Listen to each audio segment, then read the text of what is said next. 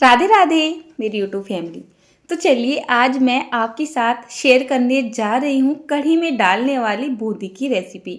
रायता बूंदी तो आपने बहुत बार बनाई होगी और खाई भी होगी, जाहिर सी बात है। लेकिन क्या आपने बूंदी वाली कढ़ी या फिर कढ़ी वाली बूंदी खाई है? तो बूंदी वाली कढ़ी की रेसिपी तो आपके साथ बाद में शेयर करूँगी। पहले कढ़ी वाली बूंदी की रेसिपी आज मैं आपके साथ शेयर करती हूँ। तो मैं बना रही थी यहाँ पर दोपहर का खाना और खाने में मैंने बनाए कढ़ी चावल। तो मैंने बास्केट उठा के देखा तो आलू ख़त्म थे, क्योंकि हम कढ़ी में अधिकतर आलू डालते हैं। और जो पकोड़े वगैरह या कोफ्ते वगैरह होते हैं वो मुझे डालने नहीं थे, मतलब बोर से हो रहे हैं खाते खाते। मैंने सोचा अब क्या करें, तो चलिए बनाते हैं बूंदी। ये कढ़ी मैंने श्री वृंदावन धाम जी में खाई थी और कहीं नहीं खाई थी, वैसे मैं बोलने लगूँ तो बहुत ही ज़्यादा सुपर टेस्टी लगी थी। तो तब से मुझे पता है कि कढ़ी में बूंदी भी डाली जाती है, जो कि बहुत ही ज़्यादा सुपर टेस्टी लगती है। तो सबसे पहले बूंदी बनाने के लिए यहाँ पर एक घोल तैयार करते हैं, और घोल बनाने के लिए एक बर्तन में ले लेते हैं बेसन। बेसन आप कितना भी ले सकते हो, ये मेजरमेंट बता रही हूँ मैं आपको, कम से कम 250 ग्राम बेसन का, ठीक है ना, थोड़ा सा ऊपर नीचे हो सकता है। बारीक वाला हमें बेसन ले लेना है और इसको छान लेना है। मैं यहाँ पर राजधानी का बेसन का इस्तेमाल कर रही हूँ। फिर नॉर्मल हमें सादा पानी ले लेना है और इसको अच्छे से मिक्स कर देना है। मतलब यहाँ पर एक घोल बना के तैयार करना है। घोल की जो कंसिस्टेंसी है आपको न तो बहुत ज़्यादा पतली रखनी है और ना ही बहुत ज़्यादा थिक रखनी है। तो यहाँ पर आप बैचिस में पानी को डालते जाइए और विस्कर से इसको इस तरीके से फेंटते जाइए। ये जो प्रोसेस मैं कर रही हूँ, चाहे तो आप हाथ से भी कर सकते हैं। हाथ से सही टेक्सचर का पता लग जाता है वास्तव में, बट आज मैंने हाथ गंदा ना करके अपना विस्कर का ही जो है यूज़ कर लिया है। तो देखिए कम से कम इसे हमें 2 से 3 मिनट तक इसी तरीके से नीड करना है, ताकि ये अच्छे से मिक्स हो जाए, हल्का सा फ्लैपी हो जाए। वैसे हमें इसको जो है रेस्ट भी देना है, ऐसे नहीं कि साथ के साथ ही काम करेंगे। तो इसमें हम क्या करेंगे, मैंने इसको छोड़ दिया था कम से कम 5-7 मिनट के लिए, और 5-7 मिनट के बाद इसको हल्का सा फेंट लिया। उसके बाद मैंने यहाँ पर टेस्ट के हिसाब से हल्का सा नमक और मिर्च डाल दी है। तो नमक कम ज़्यादा हो सकता है, कोई टेंशन की बात नहीं है, क्योंकि कढ़ी में तो पहले से हम मिर्च मसाले डाल के रखते हैं।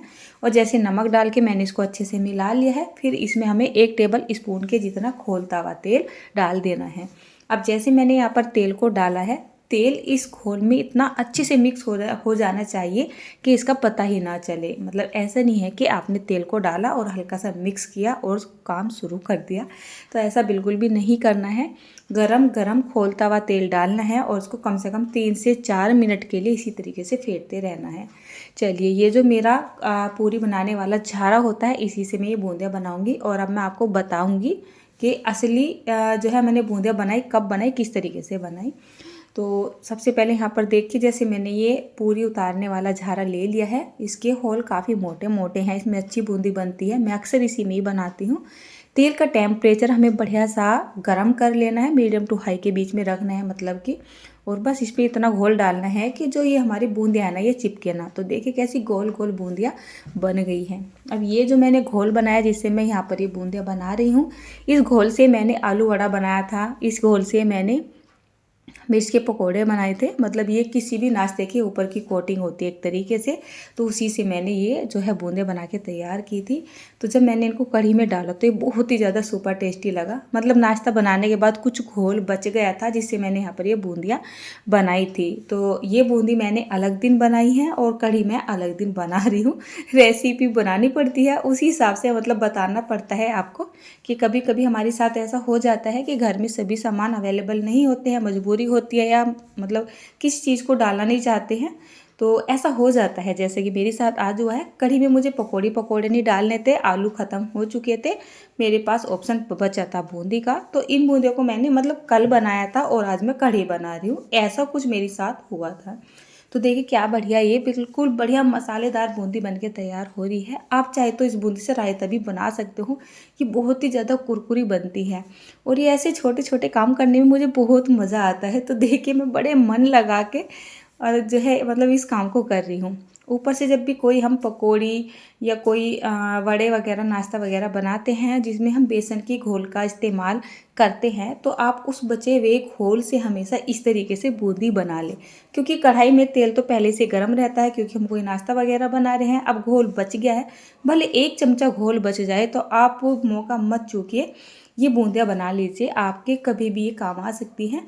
अब देखिए यहाँ पर ये इतनी सारी बूंदी बन चुकी है, मतलब इतना ज़्यादा वो घोल बचा नहीं था, इतनी सारी बूंदी बन चुकी है कि इससे मैंने रायता भी बना लिया है 2 से 3 बार। और यहाँ पर देखिए आज कढ़ी में डालने के लिए मेरे पास कुछ भी नहीं था, मैंने इनको कढ़ी में भी डाल दिया है।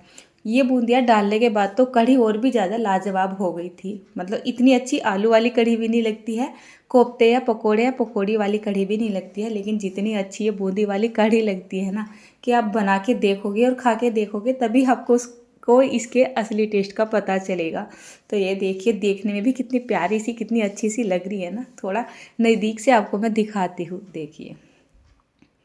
तो आज की ये बूंदी की रेसिपी आपको कैसी लगी और कौन कौन ये काम करता है, मतलब मैं ऐसे छोटे छोटे काम बहुत करती रहती हूँ जो कि एक ट्रिकी से काम होते हैं। ये बची हुई चीज़ों से कुछ हम ऐसी रेसिपियाँ बना के तैयार कर लेते हैं जो कि हमारे बहुत ही ज़्यादा काम आती है, होता है ना। जैसे कि बूंदी वगैरह हो गई, या कभी कुछ काम दूसरा कर रहे हैं उससे भी हम दूसरी रेसिपी बना लेते हैं जो कि हमारे पहले वाली रेसिपी से भी ज़्यादा काम की होती है। तो फाइनली यहाँ पर मैं आपको दिखा रही हूँ इसका टेक्सचर, ये इतनी ज़्यादा कुरकुरी बनी है, देखने से पता नहीं चलेगा। चलिए मैं थोड़ी सी बूंदियाँ आपको तोड़ के ही दिखाती हूँ। इन बूंदियों को आप बनाकर किसी भी एयर टाइट कंटेनर में भर के फ्रिज के बाहर महीने भर तक भी स्टोर करके रख सकते हो, बिल्कुल भी ख़राब नहीं होती है। तो देखिए क्या कुरकुरी बनी है, यहाँ तक कि आप चाय के साथ भी इसको ऐसे ही खा सकते हैं।